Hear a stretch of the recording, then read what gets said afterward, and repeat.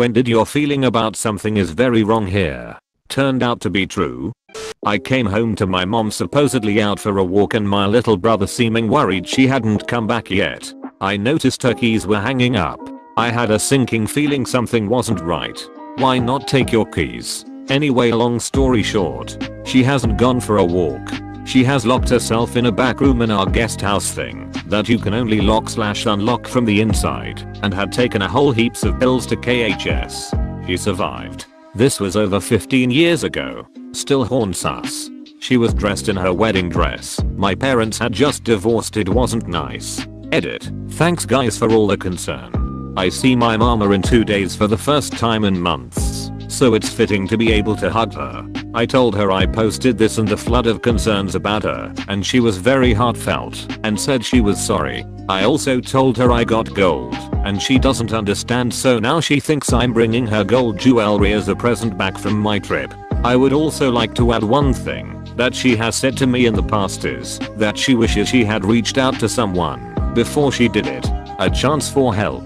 Because she could have easily had died, and when it came down to it, when she was drifting to sleep, she didn't want to die anymore and just wanted to hug her kids. That's what she said.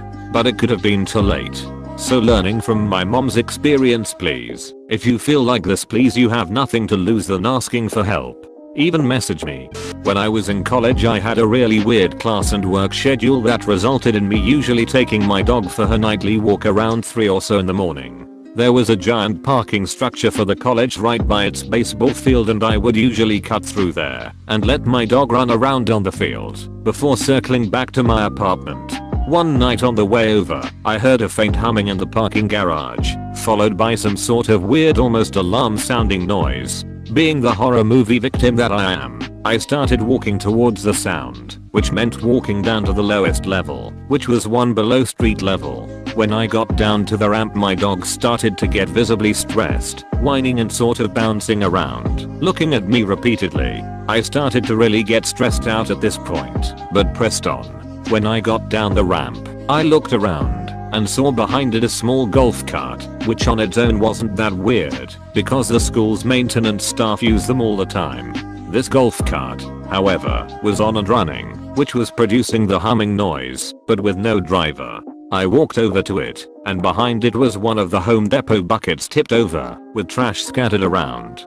Before I could really wonder what was going on, I heard the alarm sort of sound again, only this time I recognized it. I went a little further around to the elevators and found a man unconscious inside one, blocking the door, which was repeatedly tried to close but couldn't. Once I was down there near it, I knew what the sound was because we used to block it in the dorms all the time waiting for friends. At this point my dog was going nuts. I put her leash over one of those parking poles to stop people from hitting things and approached the man. I didn't know CPR at the time, but I checked if he was breathing. He was, so I quickly called 911. Fortunately I had service, and the campus police station was literally a 2-minute walk from there. A couple police officers arrived quickly and began to administer CPR, and an ambulance arrived shortly after. I had to hang around for a while and explain what happened. The stressful part was not finding out if he was okay until several days later. I called the campus police station, and they said they couldn't share his specific medical situation, but told me he was okay and would likely return to work at some point. I'm guessing he had a heart attack, but I'll never know for sure. I never saw him again. Edit. Thanks for all the stuff. My brother and dad lived in a different state, and my brother was in the hospital recovering from an accident. My first weird feeling was when I was booking the flight to see him, and I was considering cancellation insurance. What if something happens to my dad and I have to fly out sooner? I shrugged it off. My dad was doing fine. 2 weeks later, my brother tells me that my dad was visiting and went home early because he had evidently caught something and wasn't feeling well. I got a really bad feeling and called him. It went to voicemail. He did say he was going to bed early and it was about bedtime for him. I said I heard he wasn't feeling well and wanted to check in, and that I really loved him. I felt weird, but my dad would have been royally pissed if I called 911 to his house because he was under the weather and decided to sleep it off. I decided to wait until the morning. Morning comes. Nothing. My brother sent his friend over. No answer. Friend goes in the house. My dad had passed away. I wish I had called. It just didn't seem that serious, and I have a penchant for overreacting. The last thing he told my brother was, "I'll be fine. I'm just going to bed." The thing that got me was the voicemail. I looked through his messages. Mine was read. If nothing else, I know he listened to that voicemail. One of the last things he heard was me telling him I loved him. Edit. Thank you for all of the kind responses. My dad passed from a heart attack, according to the coroner. It didn't sound like anyone could have helped, even if they had found him right after it happened. The coroner said it seemed sudden and not like he suffered at all. And if nothing had happened yet, he probably would have sent them away anyway because of his "I'll be fine" attitude. I'm grateful for a couple things. 1. Both of his parents passed before I was old enough to remember them, and he spoke openly about all of it, as well as his own mortality. I think that helped me tremendously in dealing with the same. 2. He was always sentimental. I knew that him hearing me say, "I really really love you, bye," meant something to him. I knew he felt the same way because he used to send me random messages about how happy he was to be a dad and how much he loved his kids. From this experience and a couple others, I've learned to speak up when I feel something is off.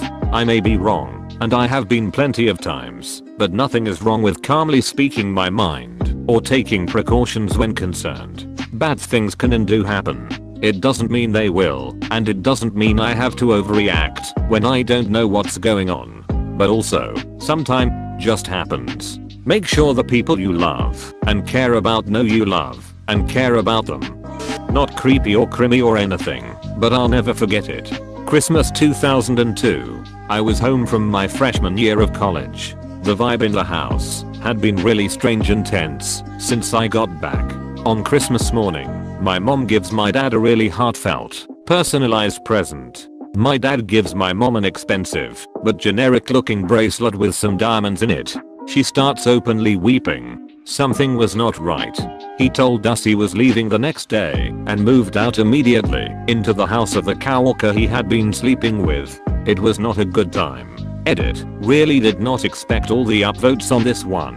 So, to answer the multiple questions, we are all 5 by 5. My mom spent a long time very depressed and not sure what to do with her life. I was angry for a long time. My younger siblings were angrier for longer.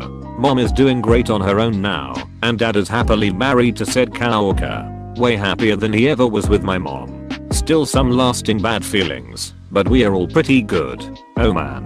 That hits close to home. Except mine was reversed. My dad went all out on getting my mother Christmas presents that year.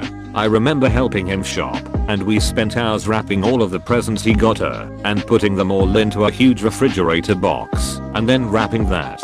Christmas morning was great as we got to watch my mother opening all of the wonderful heartfelt presents he got her. We were all really happy. Like really really happy. My house was never happy like that before. For the first time in my life I experienced what being a kid at Christmas should be. 2 hours later, she was drunk, trashing the house, and screaming at him. She revealed she had been cheating on him for 2 years with his coworker that regularly came over to our house and told him she wanted him to move out so her boyfriend could move in. Kinda ruined Christmas for me.